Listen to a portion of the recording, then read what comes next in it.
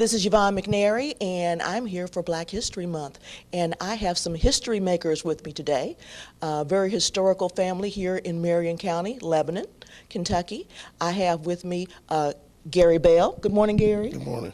Thank you for being here today. Thank you. And being a part of and thank you for being part of History of Marion County. Yes, ma'am. All right. And I also have here Teresa Bell. Good morning, Teresa. Hi, I'm Teresa Bell Ross. Teresa Bell Ross this morning. Thank you for being with us as well. Thank you. And coming out this morning to share your history.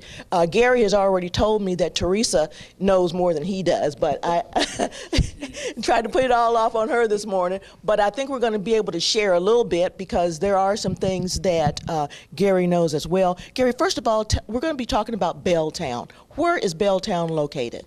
Probably about 3 miles outside of Lebanon, south of, southeast or southwest of Lebanon. Okay. Yeah. And it's out near what landmark? It's near, it's sort of near the Lebanon landmark. It's out on Campbellsville Highway. Okay, near Walmart? Yeah, near Walmart. It's actually past Walmart. Okay.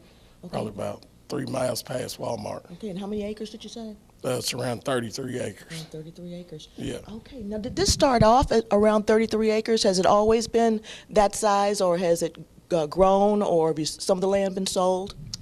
The property started out as what was called the Bell Farm, and at that time it was more or less 100, 150 acres, somewhere along that area. Mm-hmm. But over years, our Bell ancestors purchased more land in that area and also land on what is known as the McElroy Pike, or what was when I was a child anyway. Mm-hmm. And at the height of the land ownership of my parents and grandparents and relatives, there was close to 400 acres. I think it was like 379 acres. But since that point, much of the land has been sold, and currently we still have part of the Bell Farm that we grew up on, and which is on Campbellsville Road, and across the road another parcel of land.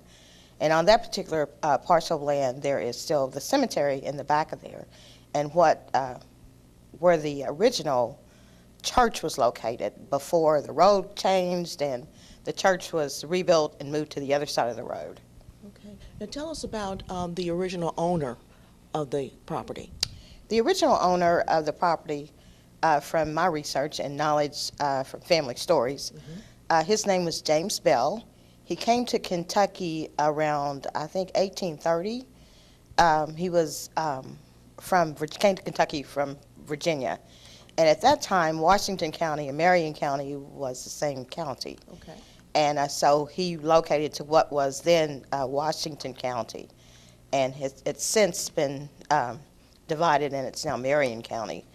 And I think the records of that property is still in the Washington County courthouse. Okay. Now, James Bell was a slave owner, is that right? Yes. So it was considered a plantation? Yes, ma'am. Okay. So with that, do you have any idea how many slaves there were? No, I don't know how many slaves there were, but I do know the history says that he brought slaves with him from Virginia when he came to Kentucky. Okay, so he already had them with him. Yes. Okay, now give us some idea of what went on out on that land. It was farmland, mm-hmm. And at the time, Kentucky was a crop. Tobacco was the cash crop, mm-hmm. and on that land, we produced tobacco, and as long as I've known, there's always been tobacco there, soybeans, corn. We grew our own animals for meat, or cattle, and hogs and chickens, and the land was farmed, and it's still farmed. I believe the farmland is leased now for farming, isn't it? Yes. Raising soybeans on it now. Okay. Okay, now, Belltown being its own little entity there, it had its own church, is that right? Yes. It had its own church, and its school? Did it have a school as well? It did have a school. Initially, the church was also the school. It was the school during the week, and African American children were educated there. And on Sunday, it was the church. When we grew up in Belltown, there was also, I think it was a couple of stores there. It was a cherry shop, and there was like a little nightclub. Mm-hmm. And that was kind of the extent of the stores. And most of the land was all farmland. Okay. All right. And I know you have some other information you want to share with us as well. Yes, I did bring along our family tree, Mm-hmm. and it kind of gives an outline of, it's very long, A lot of generations. a lot of generations. And it starts with our great-grandfather, Thomas Bell, Okay. who, as you see, was born in 1824. So he was born during the time of slavery, died in 1924. And he was buried in the Belltown Cemetery. Okay.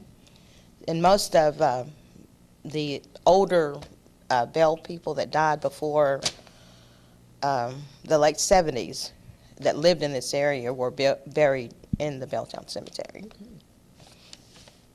And as I said, he was our great-grandfather. Mm-hmm. And we don't know if he came to Kentucky with James Bell when he came to Kentucky, Mm-hmm. or as you see, he would only have been around 6 years old at the time. So we don't know if he came or, if he was acquired later. Yeah. It looks like he might have been born here in Kentucky. There's a possibility, but we did some research on his death records, and we found that he died when he was almost 100 years old. Yeah, I noticed that. And yes. he didn't know his parents were. They didn't know his parents were. So that's So we And don't I have a see record. Eliza Carter there. Yes, that was his wife. Okay. Now, do you know anything about her history, where she came from? No, I have no idea where she came from at all, or any additional history from her side of the family. Mm-hmm.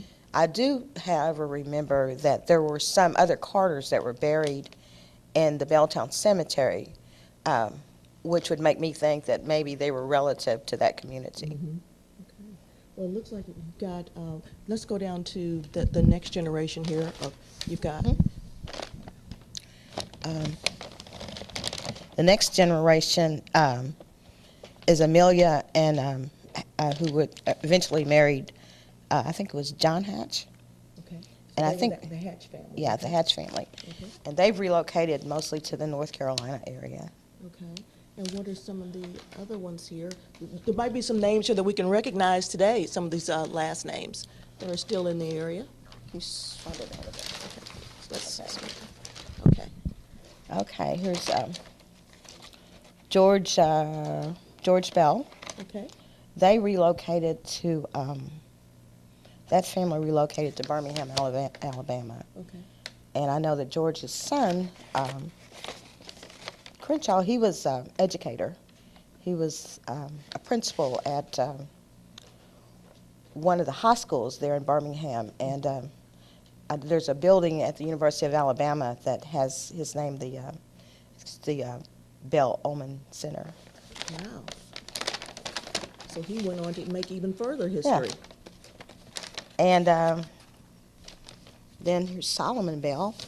He was referred to as Uncle Cat. Mm-hmm. And, His wife was Annabelle, is that right? And yeah, I think they referred to her as Nellie. Mm-hmm. And George Bell, he was, we all called him Cousin George. He was a minister here in the community for years and years and years. He was a minister. He was an activist, sold the Louisville Defender, Mm-hmm. and he really, really imparted a lot of knowledge to our family. So you were able to research all this information and get this put together. Now, is this your work, or is this work that got started and handed down to you? Actually, it was work that got started and it was handed down to my parents, and then eventually handed down to myself when my parents died. So I just happen to be the keeper of the record. Okay, so James Bell was the owner of the plantation, and then when slavery was abolished, then the slaves that he had there on the plantation took the Bell name, is that correct? Yes. And when they took the Bell name, then they were not all blood relatives, is that true? Based on slavery, I would say that they weren't all Bell relatives, but from what my parents told us when we were little, Thomas, or Tom Bell, he had a brother. His name was Jerry, and we don't know what happened to that side of the family. Okay. So there's another whole missing side of the family. Have you any idea how many families were there on the plantation when they decided to go to take the Bell name? No. No records? No, we of it? don't. Okay. All right, so it could be any number of people. It could be any Yeah, number of people, yes. yes, because it was a whole community. And the Belltown community was actually named after Thomas Bell. But we, from family stories, we do know that at the end of slavery that part of the land was given to the Bell family from the slave, from the plantation or farm or whatever it was. Okay, so part of the land was then handed over to the slaves. Yes. So, and most of that was what was called Belltown? Yes. Okay, okay. Now, are there any other information that you've been able to research about Belltown as to what maybe how it was governed, or if there was any with the socialization, anything like that? How the people was it? What kind of a township it was? I really don't have a lot of information on that. It really wasn't actually. I don't think there was ever actually a governing body. It was more or less a settlement Okay. than actually a real town. But I'm sure that most of the people, as I did, most of the people probably left to find jobs other places, with the economy. And other than that, no. Okay. Well, Belltown is still standing today. It is. Now, Teresa, we're still looking here at the family tree. The other noteworthy people on our family tree, let's see, Colin Powell, who is married to one of our cousins. Okay, Colin Powell. Okay. And we were told that prior to our generation, there was always a Bell minister in the family. So after our generation, I don't know. We don't have any Bell ministers in our family right now. No, not that I know of. The church has always played a prominent role in the family until the church was closed. The first Saturday of August was always the Belltown picnic.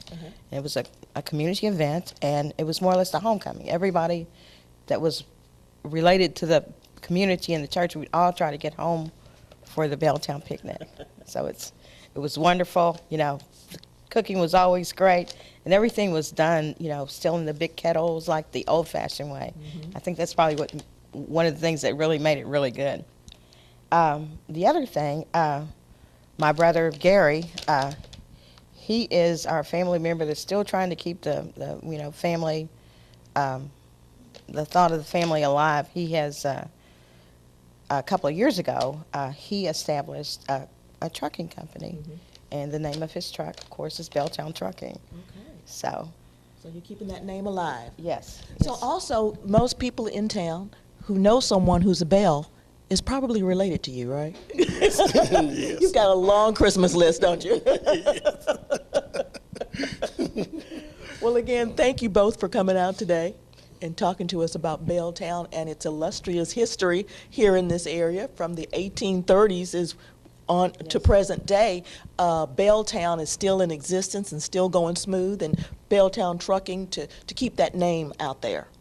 True. All right. Well, listen, thank you so much for coming out and sharing your history with us today. Thank you. Okay. This has been Yvonne McNary for Central Kentucky Television.